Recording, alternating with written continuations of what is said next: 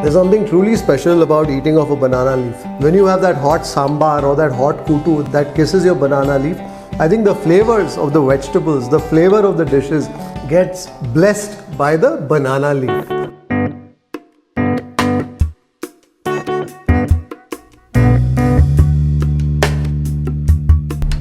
Hi folks, hope you're doing well. Well, we are here in Bengaluru on day 1 of lockdown 4. Well, I must say it's a busy Bengaluru going by the traffic one finds on the road. So over the last few days we've been visiting some popular restaurants here in Bengaluru. Well, restaurants that were popular at least before the current situation, and we've been ordering takeaways. The reason why we are going there is because we want to see for ourselves what are the steps being taken at these establishments, just so that we can present them to you. So most of you have been very appreciative of the videos. I think you've also enjoyed these videos. In a manner of speaking, it's connected you back to the food that you used to enjoy before lockdown. And of course, there are some of you who have also expressed concern about our well-being, about the fact that we've been stepping out. We are in the same situation everywhere across the country, across the globe. But I guess in Bengaluru the situation has been all right. Well, I can't use any other word than that. And we've been doing everything that's only permissible. So out here you can step out between 7 a.m. and 7 p.m. There are certain rules, of course. In a car you can only have one person driving and a couple of other people.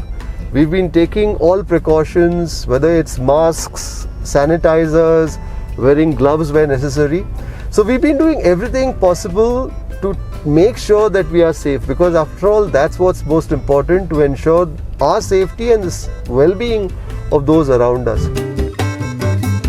I think the current situation is not going to go away in a hurry, and we can't be stuck indoors forever. Of course, there are certain areas, certain cities where the situation is indeed grim, and I guess they will take measures that are perhaps warranted or required at that point in time, or currently, whatever the situation may be. But at some point we need to step out and go about work, of course keeping safety as the number one priority, and that's what we are doing. So today we are on our way to a tiny establishment, a family run establishment, and this one's called Iyer Mess.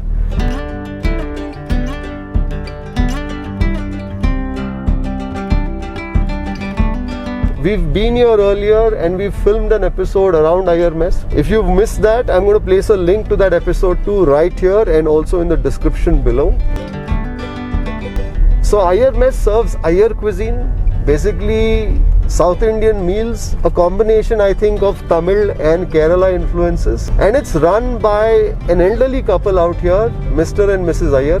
The eatery began in 1969 to cater to working professionals, to students in the area in Malleshwaram, and over the years has built a reputation for itself for serving authentic home style Iyer food. So the food is pure vegetarian and it used to be served on a banana leaf. So there's a menu that changes every day. You've got rice, of course, which is the bedrock of a good South Indian banana leaf meal. And then you have rasam, a sambar that changes every day, some kutu, a vadai, papadam, curd rice, etc. So of course now they are closed and only doing takeaway. So I thought we should visit them and take a look at how Mr. and Mrs. Iyer are doing and how they are coping with life in the new normal. So I'm with Mr. Iyer, who's the owner of Iyer Mess. He was just talking about the fact that it's becoming very difficult for restaurants to survive. So earlier they would do around 200 to 250 meals in a day, but now you barely do 30, 40. 30 or 40 meals a day. And they have the full staff, they have the rents to pay, the tough times indeed. So sir, what measures are you taking to ensure that everything is safe? Everything is safe, there is no problem in our mess.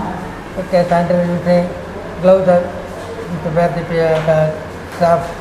So out here they are doing the best that they can in the way that they can. Of course there are sanitizers, everybody is wearing a mask, they wear gloves, and the food is cooked by Mrs. Iyer. Right. She's the one who is cooking the food and ensuring that everything is safe.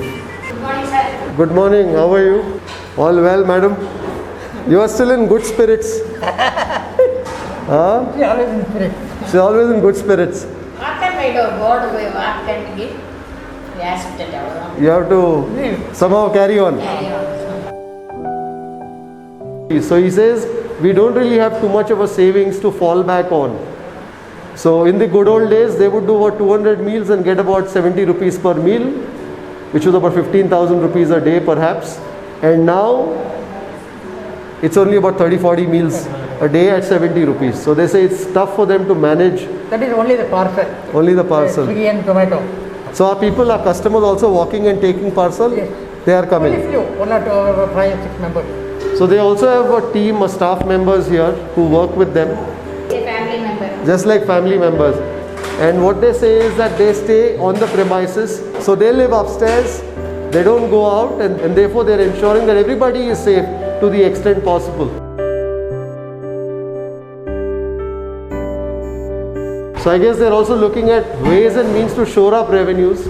So earlier they were closed on Saturdays, but now they're open for lunch on Saturdays. And now you're also looking at starting breakfast if this continues like this. So what is there today, madam? Drumstick sambar. This is a drumstick sambar for today. Tomato rasam. Tomato rasam. Pumpkin food. Pumpkin kutu. White pumpkin. This is a white pumpkin kutu. The rice, of course. The beetroot palya for the day. I've also requested them for some banana leaf. Do you typically give banana leaf when customers? You give banana leaf. So If they ask, if they ask, you give the banana leaf.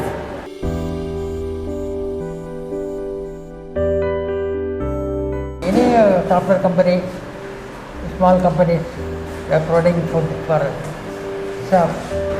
That also. Alright. So in addition to the takeaway meals, they have also said that they would like to serve lunches for small establishments, for companies, etc. So there's any of you out there who has requirement of nutritious takeaway South Indian Iyer meals, please connect with Iyer Mess. I'm going to place the numbers in the description below and savor some nutritious, delicious home style Iyer food cooked by Mrs. Iyer. So we have a banana leaf meals right here. Can't wait to go home and tuck into some delicious Iyer cuisine. Okay, sir, madam, thank you. Well, they're going through very difficult times, of course, but what's really admirable is their spirits are still high. That's the wonderful thing about Mr. and Mrs. Iyer. I do hope they come out through this crisis with their spirits intact.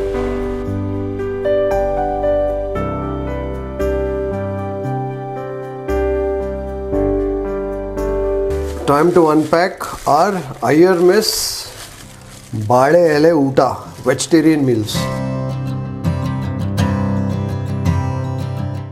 Well, the food's warm, but I want to eat this piping hot. So I'm going to zap this in the microwave, the curries, the sambar, the rasam and that kutu for just probably about 30 seconds. So we've unpacked all the dishes that go into the banana leaf at Iyer Mess. I'm so happy that I've got this banana leaf here because it's been a while since I've eaten of a banana leaf. For those of you who've seen my videos where I've been eating of banana leaves, I believe this is the most enjoyable way to savor a traditional South Indian meal. So we already have some salt and some pickle that we've placed on the banana leaf. We've got some vadai. We have some chapati as well. And we have some rice. Well, we South Indians love our rice, so there's a copious amount of rice that you have right here. And then we have some rasam which I'm going to savor with the rice later. We have some sambar which I will savor with the rice as well, but I also want to savor some with the chapati. This is a murungaka or the drumstick sambar. And then we have the kutu. This is a pumpkin kutu, white pumpkin kutu. I think they call it the Vella Pusunaka in Tamil. And then we also have some poriyal. This is a beetroot poriyal. And then of course the appalam, the papad. It's a fairly substantial meal for the money that you pay. You pay 70 rupees for this nourishing home style meal prepared by Mrs. Iyer. And that includes one chapati. So I'm going to make a beginning of the chapati. The chapati is nice and soft. It's not as hot as it would have been when I tasted it last at Mrs. Iyer's, but nonetheless. I'm going to make a go of the chapati with that kutu, with the white pumpkin kutu. And the sort of kutu that you would eat in a Tamil home that's blessed with a good culinary tradition. Oh, that's delicious. So at Iyer Mess, there's no onion, no garlic that's used in all the dishes. I think there's only some onion that goes into the vadai. So the spicing is quite subtle, yet flavorful. I love the pumpkin. There's some coconut that's there in this kutu, so you can bite into that crunch of the coconut. And next I'm going to taste my chapati with the sambar. That's a Murungaka sambar. That's a comforting sambar right there. You know, it's been a while since I've tasted a simple Tamil vegetarian spread like this. And I think what's making it even more enjoyable is the fact that I have all these dishes laid out on this banana leaf. There's something truly special about eating off a banana leaf. When you have that hot sambar or that hot kutu that kisses your banana leaf, I think the flavors of the vegetables, the flavor of the dishes gets blessed by the banana leaf. That sambar is tart and slightly spicy. The marrow of this drumstick or the murungaka has soaked up the spicy tart flavors of the sambar. I've said this before, but the drumstick is one of my most favorite vegetables. I also believe it's a highly underrated vegetable.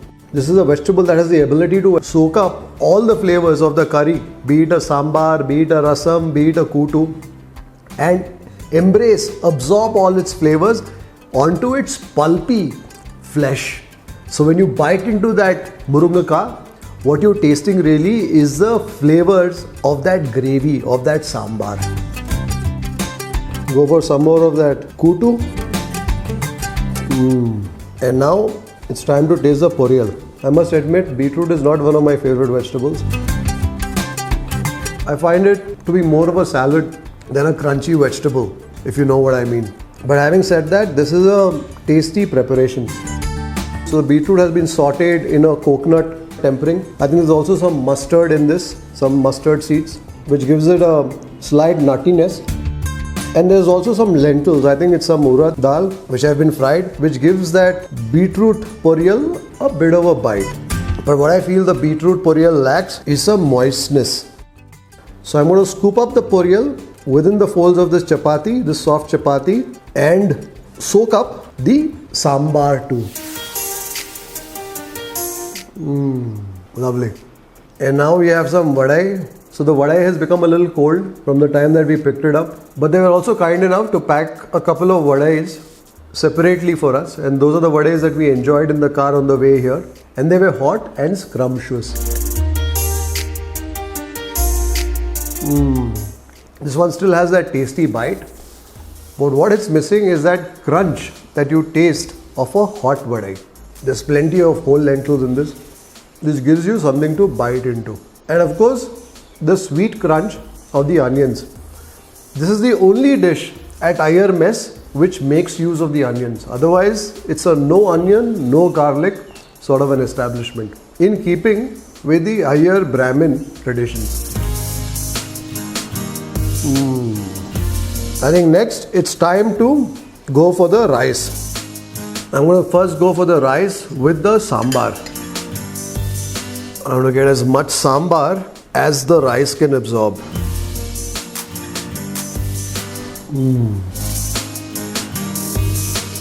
So I think they use a Sona Masuri rice at Iyer Mess. So you have these plump grains of rice that are perfect to soak up this sambar.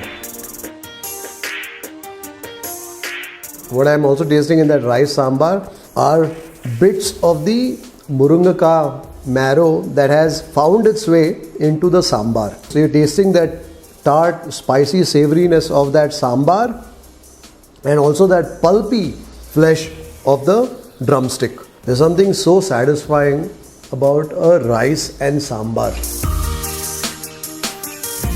Simple preparation, some lentils, vegetables, maybe some tomato, a few spices here and there, and makes for such a nourishing mouthful. I thought I would shift gears to the rasam, but I'm enjoying this sambar so much that I want to go for another serving of that rice sambar, and not to forget, of course, the murungaka. And this time we will also introduce the beetroot poriyal to our rice and sambar combination. So here's the warming spices of the sambar, the fresh bite of that beetroot, and the grainy crunch of the coconut and whole lentils that have gone into the seasoning of that poriyal. Such a happy mouthful. Now that we've tasted the sambar, I want to go to that rasam, and I've taken the liberty to heat that rasam a bit more because I want that rasam to be piping hot when I taste it. But I can't resist the urge to taste the combination of this white pumpkin kutu with some rice. Just a bit to also wash away some of the flavors of that sambar. That sambar was quite spirited in its fervor. And what I love about the kutu is its almost demure, shy personality. So I think a kutu basically has some poppy seeds, there's some coconut that goes into it, and very minimal tempering. So all that you taste in this kutu is that melting tender bite of the white pumpkin or the vella kusanaka and the graininess of the coconut, the fresh coconut that's gone into it, along with some poppy or gaskase, if I'm not mistaken. And now I'm ready finally to taste my rice and rasam.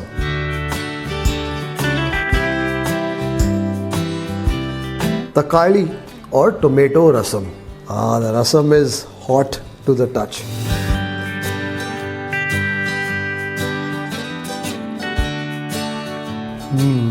That's a comforting rasam. So the flavors in this rasam are mostly the tomato. There must be pepper in it, but I don't think they overdo the pepper.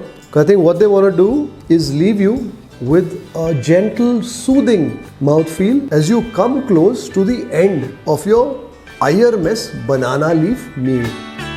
In fact, there's barely any heat that you taste. What you want to do though is also savor this with some of that pickle. And I think that mango pickle will help spice things up.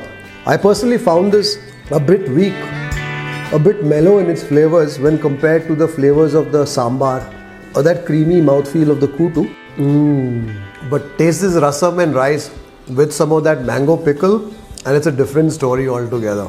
That mango pickle jolts your taste buds awake. It's got intense sourness,